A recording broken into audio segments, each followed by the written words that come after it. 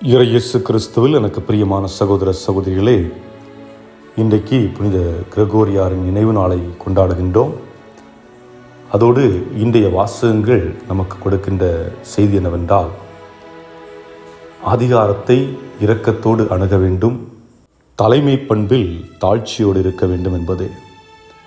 ஏனென்றால் இன்றைய புனித கிரகோரியாருடைய வாழ்க்கையை பார்த்தாலும் இன்றைய நற்செய்தியை பார்க்கின்ற பொழுதும் நம் புரிந்து கொள்வது அதுதான். ஏனென்றால் புனித கிரகோரியார் ஒரு அரச குடும்பத்தில் பிறந்தவர், வசதி படைத்தவர், பணக்காரர். ஆனால் அந்த பணத்தை முன்னிலைப்படுத்தாமல், அந்த பதவியை முன்னிலைப்படுத்தாமல், அந்த அதிகாரத்தை முன்னிலைப்படுத்தாமல் இறைவனுக்கு பணி செய்வதற்காக ஏழ்மை, தாழ்ச்சி, இரக்கம் போன்ற பண்புகளை உள்வாங்கியவராக பணி செய்ய வருகின்றார். அவருடைய அர்ப்பணமே என்னவென்றால் ஏழைகளுக்கு உதவி புரிவது, துன்பத்தில் இருப்பவர்களுக்கு உடன் இருப்பது.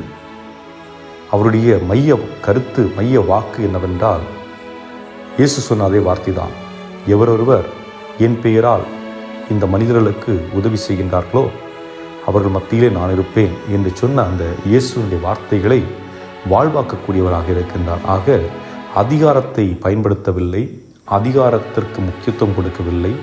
மாறாக அவரை பொறுத்தவரை மற்றவர்களுக்கு பணி செய்வதும் இறைவனோடு நெருங்கிய உறவு கொண்டிருப்பதும் தான், இந்த இரண்டும் தான் முக்கியமானதாக அவர் கருதுகிறார். அதைத்தான் நமக்கும் சொல்லிக் கொடுக்கின்றார். அதை அப்படியே நாம் இன்றைய நற்செய்தியிலும் பார்க்கலாம். என்றால் இயேசு ஒரு தொழுகை கூடத்திலே போய் ஜெபிக்கப் போகின்றார். அங்கே அந்த மக்கள் மத்தியிலே அவர் பேசுகின்றார். அவர் பேசுவதையே மக்கள் அதிகாரத்தோடு பேசுவதாக பார்க்கின்றார்கள். என்றால் மறைநூல் அறிஞர்களும் பரிசேயர்களும் பேசுகின்ற பொழுது அவர்கள் எப்படி பேசுவார்கள்? பழைய ஏற்பாட்டிலிருந்து எதையாவது ஒன்றை எடுத்து அதற்கு உவமையாக அதை சொல்லலாம், அல்லது அதற்கு விளக்க உரை கொடுக்கலாம். வரலாற்றில் வரலாறு அல்லது அதற்கு முன்பு உள்ள மற்ற நபர்கள் பேசிய கருத்துக்களை எடுத்து விளக்கங்கள் கொடுக்கலாம். இன்று அதைத்தான் நாமும் செய்து கொண்டிருக்கின்றோம். ஆனால் இயேசு அதிகாரத்தோடு பேசுகின்றார்.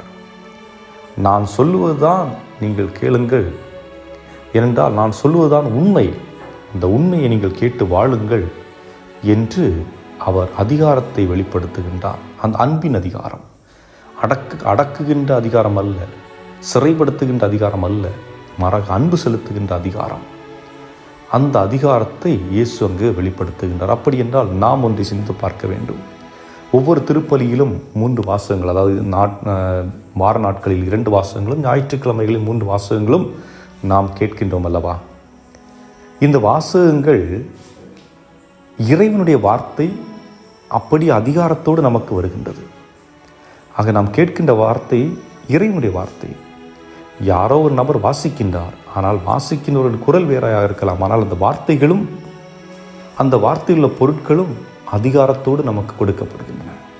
அதை நாம் சற்று புரிந்து கொண்டிருக்க வேண்டும். அடுத்ததாக பார்க்கின்ற பொழுது இந்த நற்செய்தியிலே மறைநூல் அறிஞர்களும் சரி, பரிசேயர்களும் சரி, மற்ற கூட இருந்தவர்களும் சரி, இயேசு மெஸ்ஸியாவா, இயேசு மீட்பரா, இயேசு கடவுளின் மகனா என்பதை அவர்கள் அறிந்து கொள்ளவில்லை, கண்டுகொள்ளவும் இல்லை. ஆனால் ஒரு மனிதன் பேய் பிடித்திருக்கின்ற ஒரு மனிதனுக்கு பேய் பிடித்திருக்கிறது. அந்த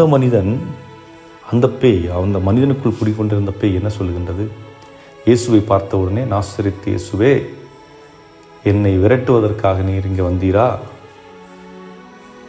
நீர் யார் என்பது எனக்கு தெரியும், நீர் கடவுளுடைய மகன் என்று அந்த வார்த்தை ஒரு தீயவற்றிலிருந்து இயேசு யார் என்பது வெளிப்படுத்தப்படுகின்றது.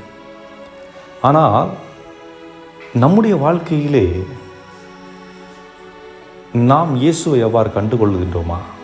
ஏனென்றால் நாம் பல நேரங்களுக்கு நான் கிறிஸ்தவர், நான் திருமுழுக்கு பெற்றவர், ஆனால் இயேசுவை நாம் எப்படி பார்க்கின்றோம்? ஏனென்றால் பல நேரங்களிலே நாம் அறிந்து கொள்கின்றோம், பல மனிதர்கள் அன்னை மரியாளுடைய ஆலயத்திற்கும் வெவ்வேறு ஆலயங்களுக்கு செல்லுகின்றார்கள், நாமும் செல்லுகின்றோம்.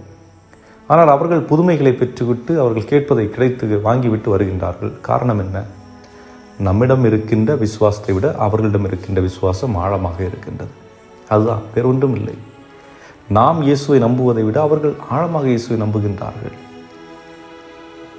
நம்முடைய அவநம்பிக்கை நம்மை பல நேரங்களிலே இயேசு யார், அவர் எங்கே இருக்கின்றார், எப்படி செயல்படுகின்றார் என்பதை புரிந்து கொள்வதற்கு அனுமதிப்பதில்லை. ஆகவே சிந்தித்து பார்ப்போம். நாமும் தாழ்ச்சி உள்ளம் கொண்டவர்களாக, இரக்கம் உள்ளம் கொண்டவர்களாக, முழுமையான நம்பிக்கை கொண்டவர்களாக வாழ்வதற்கு முற்படுவோம். இறைவன் உங்களை நிறைவாக ஆசீர்வதிப்பாராக. ஆமென்.